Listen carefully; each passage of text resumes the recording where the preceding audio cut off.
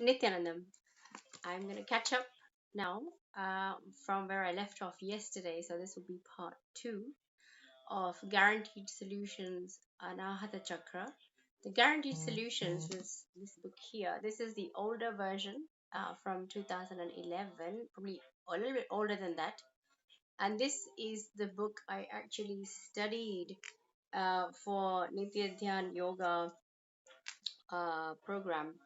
So this is Life Bliss Level 1. So you can even see my notes and underlines, etc. So from that book, I'm going to continue reading about the Anahata Chakra. And this book is actually provided to us by His Divine Holiness Bhagavan Sri Nithyananda Paramashivam. He's my guru, as a lot of you will probably already know.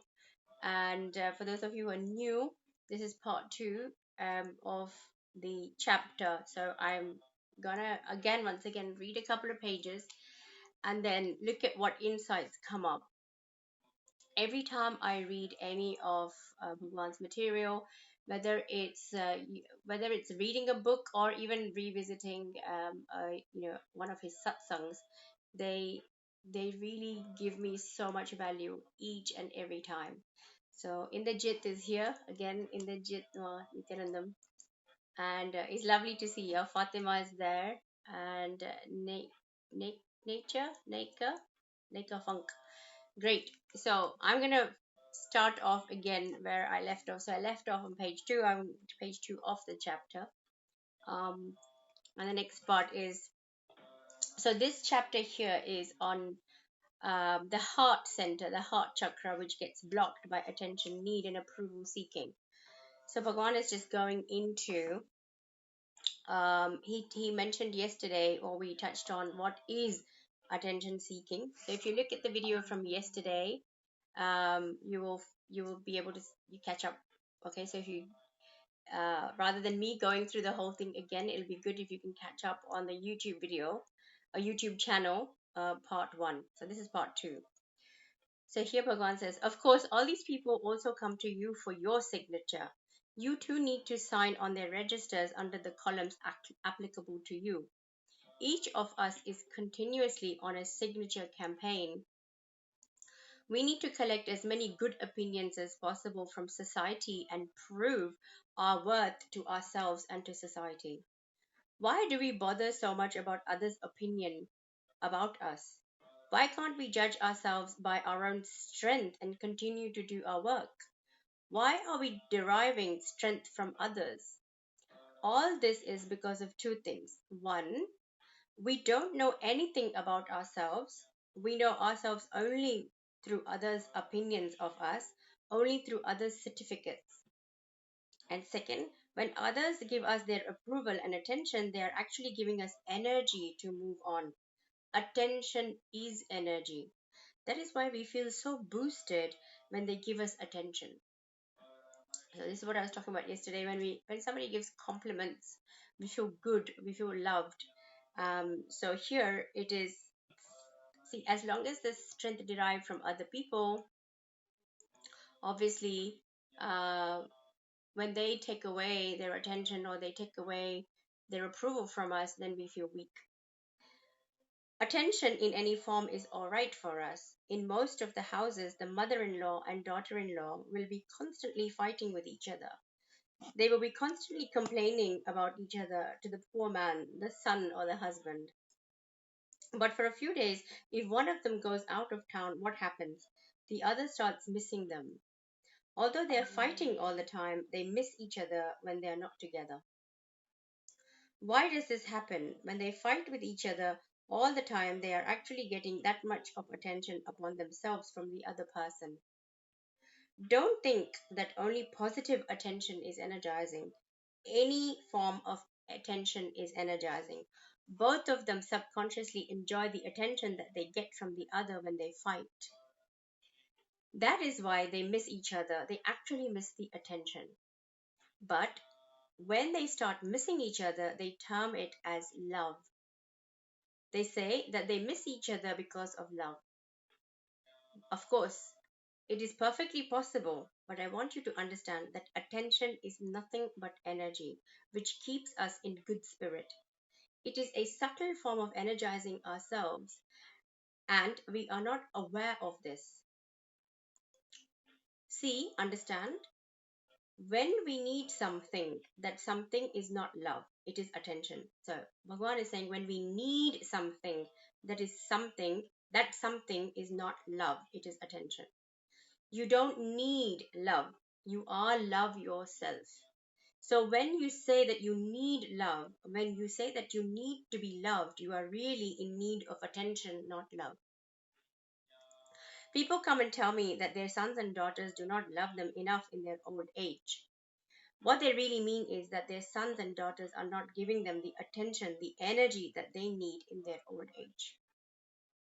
Actually, if you see, as we grow older, we should become more and more centered within ourselves out of growing sensitivity to the existential energy inside us. But what happens is, because we have been dependent on others for attention and energy all our lives, because the love we know exists only in relationships, because we have lived with no awareness and sensitivity to what is inside us, when we get older, we start missing that love that came from outside, or attention that came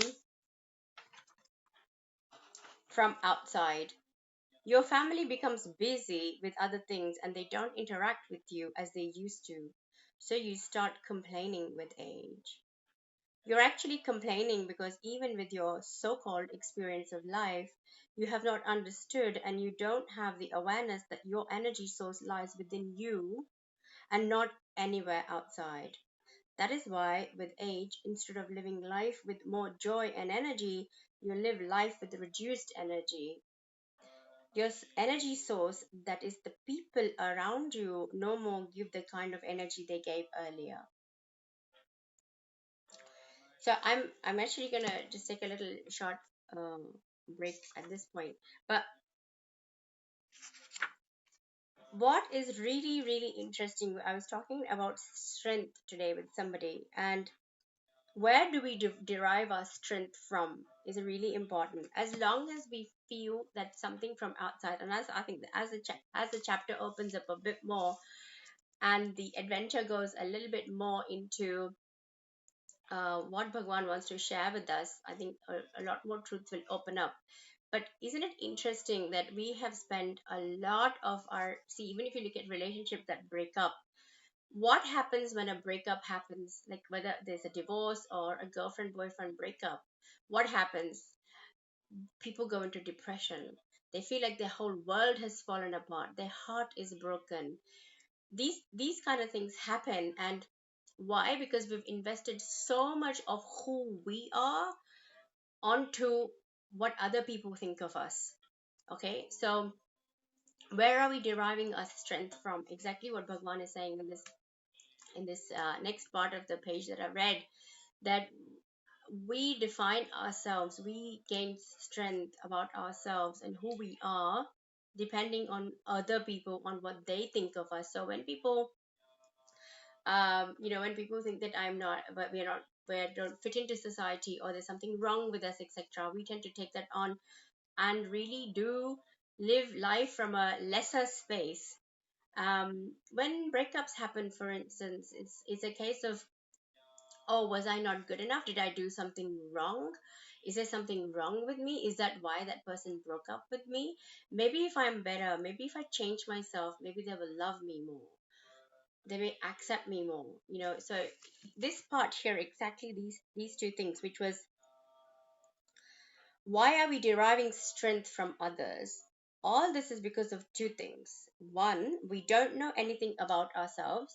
We know ourselves only through others' opinion of us, only through others' certificates. If you're a good girl, you're a good boy, you're a good husband, you're a good wife, you're a good girlfriend, you're a bad girlfriend, whatever.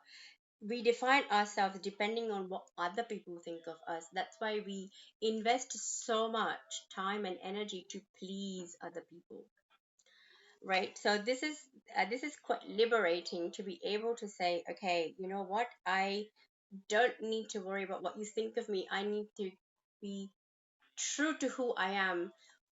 And Swamiji introduces us, our inner image, as Paramashiva, the ultimate source. So the ultimate source is already abundant. Then I only need to be integrated to that. And I derive my strength from that. When I'm deriving my strength from that, then I don't need to be afraid that somebody's going to take their love away from me, or I'm going to fall into depression, or I'm going to break because that other person is defining who I am. No, I am discovering myself for myself to be the ultimate, to be super consciousness, to be Paramashiva. Second, when others give us their approval and attention, they're actually giving us energy to move on. So we feel good, even if it's temporarily, we feel good about ourselves. And that makes us think, okay, great, I'm doing something good. So then I can continue. And on that basis, depending on that other person's ups and downs, upon their moods, if they then next minute decide that no, you're actually not such a nice person, then again we take a dip into depression. So our ups and downs are always going to, if we are going to be connected and allowing ourselves to be connected and be defined by other people's ups and downs, then we are going to have ups and downs. Whereas if I decide myself, discover myself, and experience myself as Paramashiva, the ultimate source, super consciousness itself, then I can derive my strength from there, be integrated to that. Then I don't have to be dependent on somebody else's ups and downs. I can live life powerfully. So that's what I'm getting from today's reading. If there's something that you can add to my understanding, please let me know. I'd love to expand on my insights that I'm capturing for myself. And I like to share it with everyone out loud. Uh, just to start sharing, to start connecting with people and start connecting with other extensions of me. And if there's some questions you have, please share. There is a few of you that wrote some questions yesterday, and it's amazing how Cosmos itself um, provides the answers. So some of the quotes, like there's one quote from Swamiji that I shared yesterday. I shared on yesterday's video, the comments. I found that this morning, and it was very appropriate for the person asking the question. So uh, really, thank you so much for watching. Thank you so much for listening. Questions, queries, please answer. I attend to the comments as well once the videos are done and uploaded. I will be uploading the videos on YouTube as well as part 1, part 2, part 3, part 4, Anahanta Chakra, like that, until the chapter is done, and then we'll see what next after that. So for the time being, I'm going to be working with the guaranteed solutions and this particular chapter on Anahata Chakra, which is the heart center and which gets blocked by attention need and approval seeking. I trust this brings some sort of expansion for you. If it doesn't, let me know. If it does, let me know. I look forward to connecting with all of you tomorrow. Nithyananda, take care.